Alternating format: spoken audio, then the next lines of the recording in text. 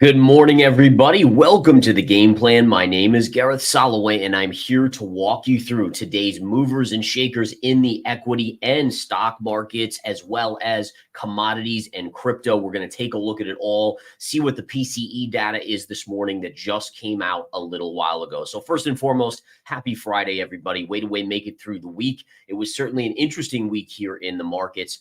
We will get into it now. Let's first cover the PCE data that just came out. So if we flip over to that, guys, we can see that the PCE data did come out basically in line with expectations. Month over month came in at 0.2%. That was expectations. PCE year over year at 2.5%, which again was approximately what expectations were. Now, going into this number, the markets were rallying higher. This was yesterday after hours, going till 8 o'clock, 8 p.m. Eastern time. Then this morning, we start trading again on the SPY at 4 a.m. Eastern time. And we can see that basically we've been sideways. You did float up a little into the PCE data number. I think that was expecting this number maybe, or hoping this 2.2% would be just a little bit better than expected. It wasn't. And so you've seen a little bit of a fade afterwards. But all in all, it is a very quiet reaction. Almost no reaction at all. Markets remain net positive for the morning session. And obviously, we'll just continue to watch it here in the early period. All right. So one of the things I wanted to go over, guys, I wanted to re-go over this chart on the S&P daily chart, looking back and comparing 2007. The reason why this is important to me, folks, is because it looks to me more and more like the S&P may want to make a new all-time high briefly and repeat 07, right? So if we look at 07 and compare it to 2024, the current period, it's almost identical. Look at this. I mean, literally we can draw this here. Look at this up move and then down move, 6% correction. In 07, up move, 6% correction, right? Then we had the big bull run here that we had recently to our all-time high. Here we had that big bull run, same thing, to all-time high. Currently, we just came off of that 10% correction. In 07, we had an 11% correction from peak to trough. We then shot back up in 07 like this, and obviously we've shot back up here recently. So again, what we can see is that the charts are replicating that 07 period. And what we know about 07 here, folks, is that if we just drag this here, what did we see? We saw the markets actually put in a brief new all-time high by just a little bit, right? I mean, again, what percentage was this? I didn't even do that yet, but I'm just curious here. If we take that high, it looks like we went above by about 1.3%. So 1.3% to a new high in 2007. And then you guys know the history. I'm sure even if you didn't trade back then, we all know what happened in 07, 08, and into 09, a 66% drop in the stock market. Now, again, if this follows suit, what we should see here is a move to an all-time high, a little bit of a push, which we know what will happen, right? So when, number one, you have a lot of stops for shorts that have been placed right at the high here. So if you break that high, it'll stop out a lot of the bears. It'll also galvanize the bulls, right? So again, it galvanizes the bulls, gets all the bulls on board, decimates the bears, which then enables that next big down move to come in. Now, again, it won't go straight down like this. I mean, you're going to get a little sideways chop, a bounce, and multiple moves, just like over here, right? If we go over here, it didn't go straight down, right? There were bounces along the way, but it was the beginning of a bigger drop. And if I zoom out, this is that same area on the chart right here that we were just talking about. And then you could see what ended up happening after that, with us bottoming out at basically 666, which I still remember that to this very day, because I was trading back then, and I still remember the low on the S&P right here was like 666. It was very freaky in that respect. But that's the way the markets work. Sometimes they have a funny sense of humor in that field. All right. So just wanted to kind of go over that in terms of a potential move on the S&P. I did also want to point out that if we go to the Bitcoin chart here and we go to the daily, this would be a technical replication of the 2021 high. And the reason why I bring this up to your attention is that this is very, very common in charts, right? So this pattern is unbelievably common. And remember, I mean, this is the top I called when I was literally in Dubai at the one of the big Bitcoin conferences, and I was the most unpopular guy in the room because I said, guys, I think we're going to collapse back to 20,000. And well, we know what happened after that 69 high right up here. But my point of showing this is that look at the pattern formation. You have the up move, there's your correction, there's your big push up, then you have your big drop, then you move back up, make a new all-time high, which again stops out the bears that had stops right here. It galvanizes the bulls. They call you crazy if you're calling for a correction because there's new all-time highs. They tell you it's going to 100,000. And then what ends up happening? Well, we know what ended up happening. All the way back down to 15,000 and change. And so again, the point of this is that markets tend to do this. The market always wants to make the most people look foolish, right?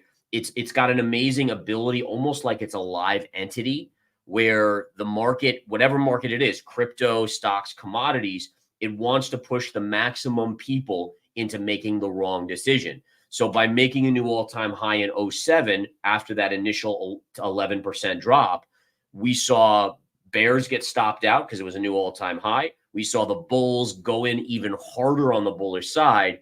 And then what happened? The market collapsed. So it got the bears out, the shorts. It got the bulls in, and then it just took all their money as well. It's just the way the markets are. It's why, again, trading is so tricky and investing is so tricky because it plays on your emotions. Now, a lot of people will, they'll blame, oh, that's institutions gaming and stuff like that. To be honest, it's not. It's honestly, weirdly enough, human psychology. When you put all of our minds, millions, hundreds of millions of investors together, we kind of shoot ourselves in the foot a lot. We tend to get overly emotional, right? So, the market is always looking for a way to, and investors do this to themselves. When you get the maximum people on the long side, who is left to buy? That's the question, right? So, I mean, just think about it logically, right? You have 10 investors. Let's do this. All right. So as the markets are going up, there's 5 investors in. As it goes up, there's 6 investors. Then it goes a little higher. It coaxes in another person on the bullish side. Then it finally 8, right? And so you're getting more and more bulls on board, which leaves less and less. There's only 2 people left to buy at this point. All right. So then you get the pullback and then it pushes up to new all-time highs. And once it hits new all-time highs, those shorts get stopped out. And then those last 2 people say, you know what? This market just seems like it'll never go down. And so we're going to go into it. And once you have 10 in the market, who left is to buy? And so all it takes now is a little bit of selling, and there's no buyers to kind of cushion the market at that point, and it comes down. All right. In any case, let's get back into the charts here, guys. There are some market movers this morning. Let's take a look. MongoDB, MDB, is a big mover this morning. If we take a look at the intraday chart here, and let me bring up the current action. Look at this, guys. What a move. Yesterday, we closed on Mongo around 246. It's at 2. It just kissed 296. That's basically a 20% move up. Now, in terms of a technical level, this is the level I'm watching, guys, and this is a huge level. There's a major gap fill right here at 310. All right, so listen, it's already at 296 from 246. So what's to say it can't go up another $14? If it does push up there, that would be my potential short level number 1. If it pushes through, look at this. This is a beautiful level right here at 324. This would be a secondary level. I always like to show you guys these factors. There's your pivot low, pivot low, pivot low, and pivot low right there. So therefore, if we come up there, that should also be resistance. So look for that to be good resistance on MongoDB. But again, great earnings. Dell reported earnings as well. If we flip to the Dell pre-market chart, the stock initially yesterday got a big move up, big correction, but still net positive and is kind of floating sideways into the open. It is up about 5 to 6% here pre-market. So it's a little bit of a move, but nothing major at this point. To be honest, it's not really a 6% move. Doesn't get me out of bed for Dell in terms of trading it. We can look at levels. So for some reason, I mean, if somehow this stock really jumps, there will be a level right in here. Let me grab a trend line and show you guys. So there'll be a gap fill and pivot point right here. You can see if you extend that out, it goes right to there. So that would be a little bit of a level right around 125.50. And then a follow-up level would be right in here at around 129. So those two levels would be fine. And if it continued up, you could see this gap fill right here at 134. But overall, for the most part, I don't really expect it to get to these levels. If we look at Marvell, this is again having a big move up on earnings, closing yesterday at $70, a push up to about 78. So that's about a little over 10% move on the stock. And if we look at this, where can we see resistance? Well, pretty obvious here, guys, $85, 85 and change, your double top. So it'd have to go up a little bit more. There's no doubt about it. That would be another big move, but that would be a pretty obvious level of resistance. I'm trying to see if there's any other resistance levels that I like on the chart as I scan through. But yeah, I'm not seeing a whole lot here that would get me excited aside from this one. This would be a pretty solid risk reward, extremely extended with, again, a major double top there to kind of reject price on. All right, next up, let's take a look at Lululemon. Now, Lululemon reported earnings yesterday after the bell. It took a huge beating to the downside and then rocketed up and is now trailed off. Again, the stock closing yesterday around 259. It's at around 269 to 270. So it's not up a huge amount, about a little less than 5%.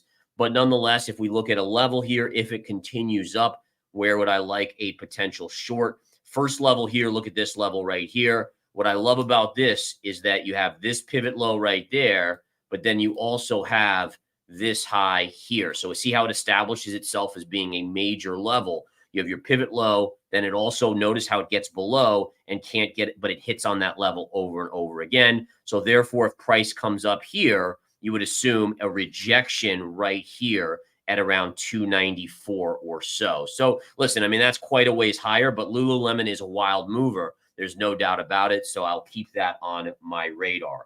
Lastly, Ulta Beauty here. Ulta, ULTA is the symbol on that one. Pre-market, you can see a major dump. It has had a few bounces along the way, but it is trading down quite a bit, closing yesterday at around 367.5, trading currently at 340. Not quite 10%, but still a big move.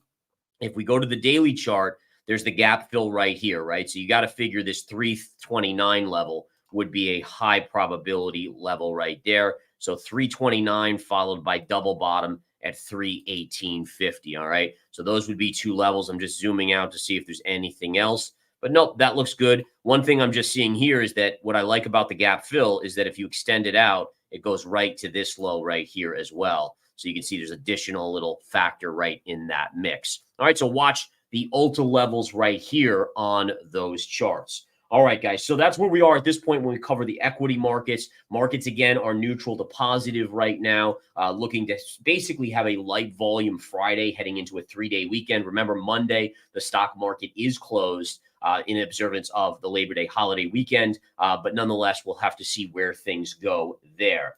All right. Other than that, let me see what else we have going through.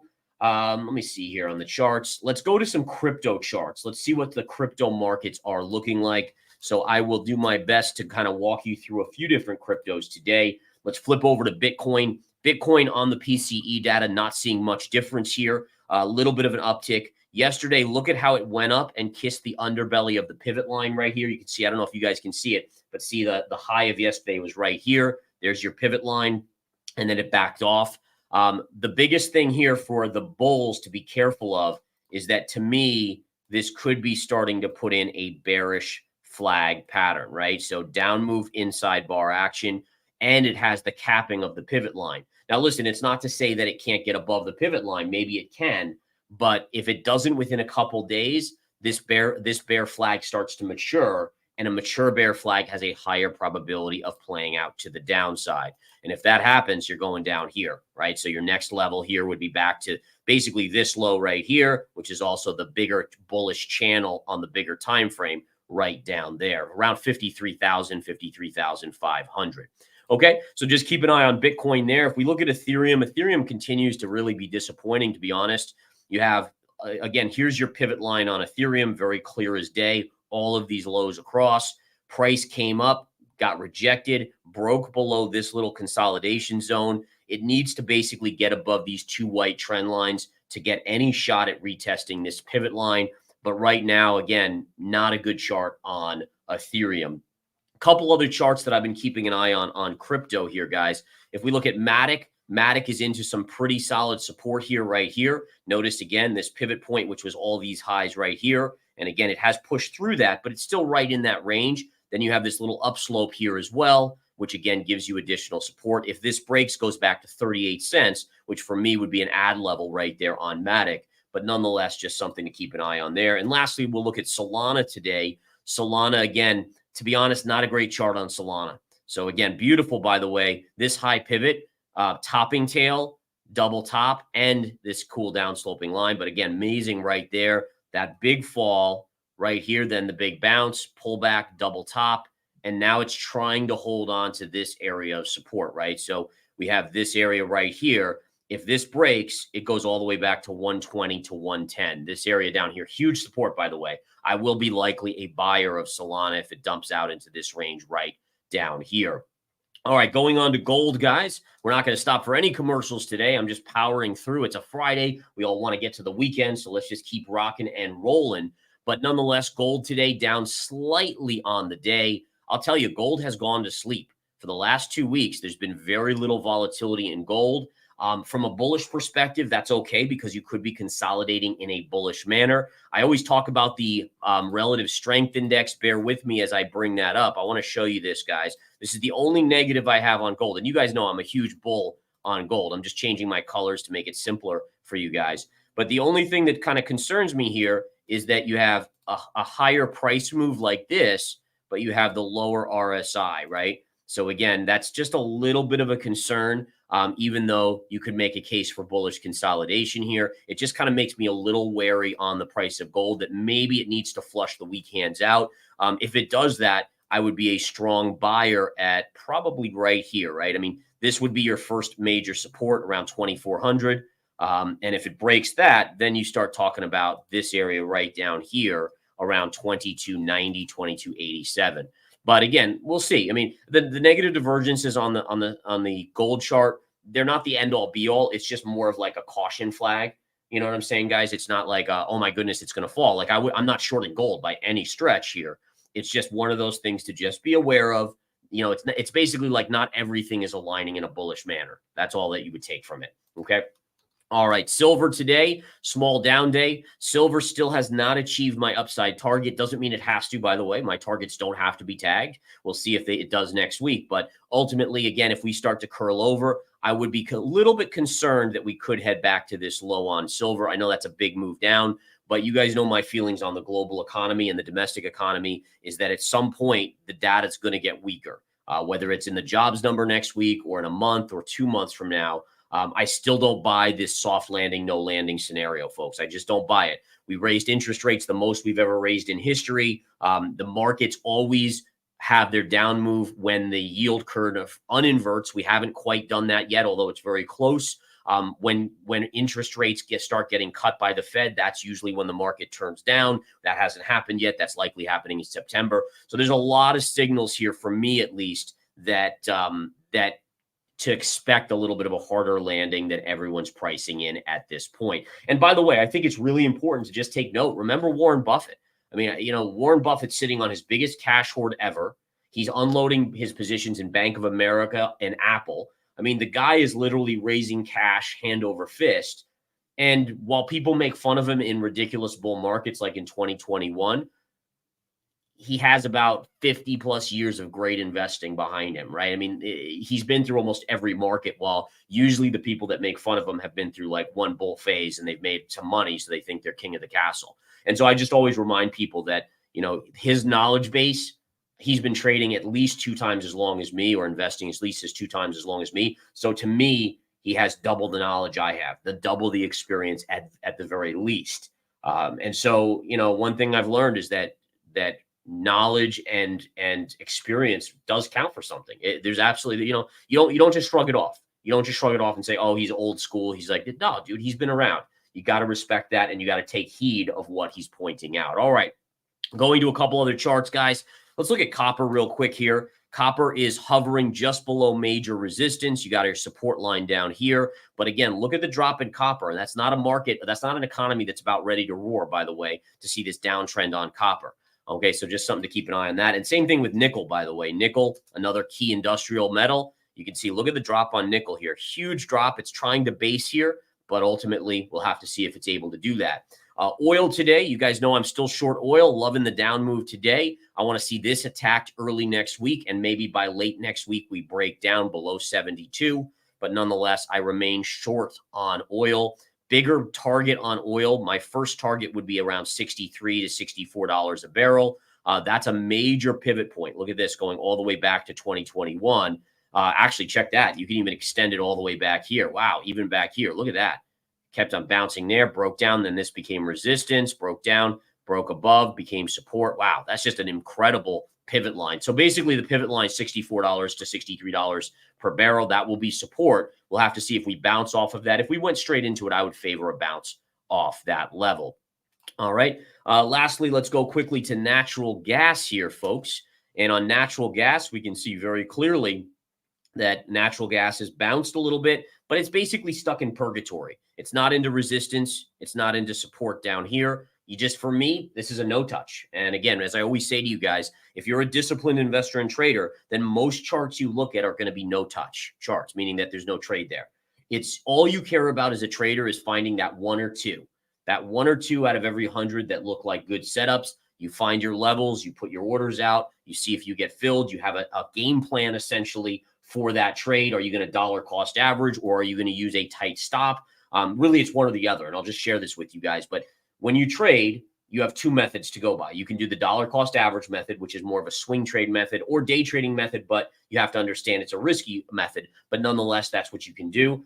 Generally, if you have good levels, you'll make money both ways. On the initial, you go all in at one spot, that's fine, but you need to have a very defined stop. So if it goes against you, you don't blow up your account. And these are different methods for trading, very unique methods. They both work if done correctly. And that's the key. And I generally favor the DCA method because I know that markets can be volatile and emotional. But nonetheless, it puts you in a position that sometimes on the rare occasion, that chart can really go against you significantly. But again, the key is to have that plan and go small on your initial ads to compensate for that. All right, guys. So it is Friday. I do have an announcement starting on Monday for the Apex Live Day Trading Room at 9 a.m. There will be a beginners AMA with Lawton. So Lawton will be doing an AMA. Ask me anything about the trading room. Again, it's going to be only for people that pick up the one-day pass, the weekly pass, or the monthly. And if they're new, they get to come in that 9 o'clock time frame and ask any question about how the trading room is run.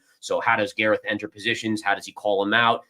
By the way, I give my exact entry, my exact exit prices, as do all the traders. But basically, any questions that you have, that will be your forum on a daily basis to ask them, because I want everyone. I mean, there's so much alpha in that room. There's so many profits to be had. I want everyone, even newbies coming in, to make sure you ask your questions, make sure you're ready to trade the day and make money. All right. Have a wonderful weekend, guys. You guys rock. Seriously, thank you so much for being members or being just supporting us here. We didn't get to do the Wheel of Appreciation. We'll get right back to that on Monday. I had to do it from the studio today here, this little studio, but I actually like it too. It's fun to do it more personal with you guys as well. Have a good one. Happy Friday. Have a great holiday. Take care.